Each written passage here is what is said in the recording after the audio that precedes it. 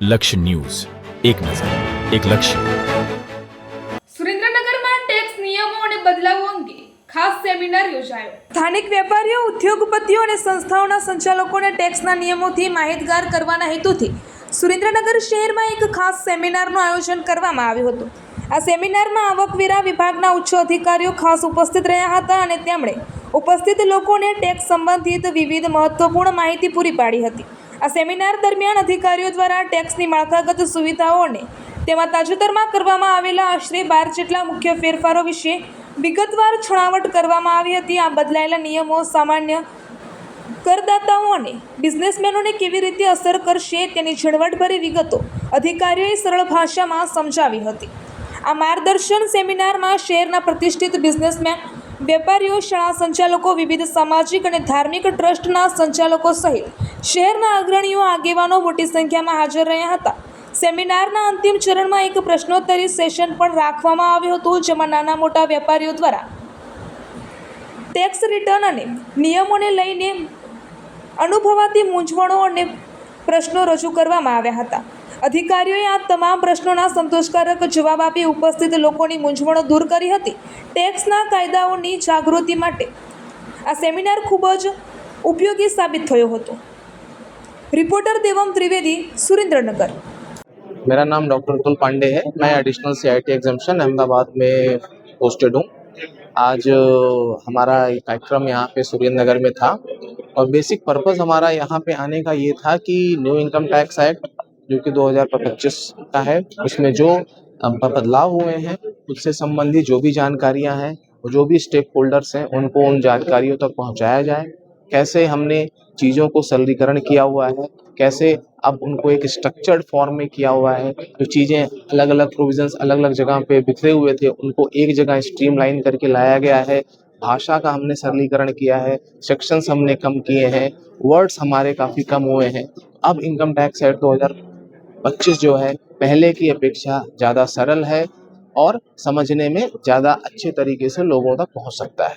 इसी उद्देश्य के साथ हमने आज यहाँ पे कार्यक्रम किया, इसमें काफ़ी लोगों ने बढ़ चढ़ के भाग लिया, उन्होंने अपनी क्वेरीज रखी, हमने उनका निदान करने का प्रयास किया, उनका हमने फीडबैक लिया है और जो भी उनके सुझाव हैं हम प्रयास करेंगे कि उनको नए एक्ट में जो भी भविष्य में बदलाव हो उनमें उनको इंक्लूड किया जाए।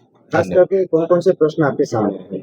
बेसिक प्रश्न ये है कि जो चेंजेस हुए हैं वो कैसे चेंजेस हैं, पहले की अपेक्षा अब जो चेंजेस हुए हैं तो उनमें क्या कोई बहुत मतलब बड़े बदलाव हैं।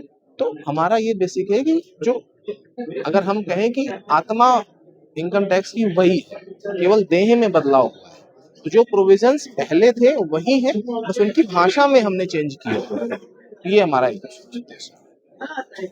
ચાર્ટર્ડ એકાઉન્ટન્ટ સુરેન્દ્રનગરમાં છેલ્લા 35 વર્ષથી પ્રેક્ટિસ કરું છું. ખાસ તો આજે ઇન્કમ ટેક્સ ડિપાર્ટમેન્ટ દ્વારા આઉટરીચ પ્રોગ્રામ જે કરવામાં આવ્યો છે એનું ખૂબ સારું આયોજન થયું. ખૂબ મોટી સંખ્યામાં લોકો હાજર રહ્યા. પત્રકાર મિત્રો, અમારા ચાર્ટર્ડ એકાઉન્ટન્ટ મિત્રો, ટેક્સ પ્રેક્ટિશનર મિત્રો, એકાઉન્ટન્ટો બધા ખૂબ મોટી સંખ્યામાં હાજર રહ્યા. પ્રોગ્રામ ખૂબ જ સારો હતો, ઘણો માહિતીસભર હતો.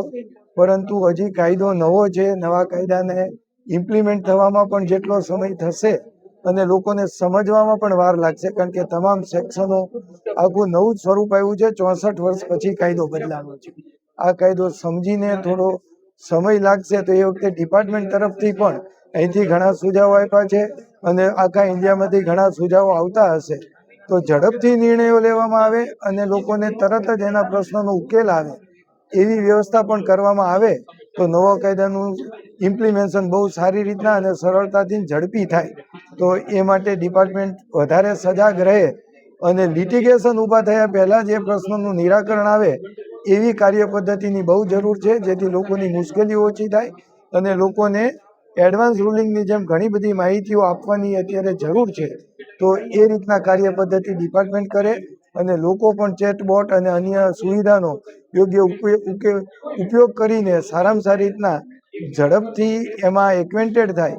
અમારા મિત્રો પણ એમાં થાય, પત્રકાર મિત્રો અને ન્યૂઝ એજન્સીઓ પણ એમાં વધારેમાં વધારે માહિતી ડિપાર્ટમેન્ટની લોકો સુધી સ્પ્રેડ કરે તો કાયદાનું અમલીકરણ વધુ સારી રીતે અને સરળતાથી થાય અને લોકોની મુશ્કેલીઓ ઓછી થાય.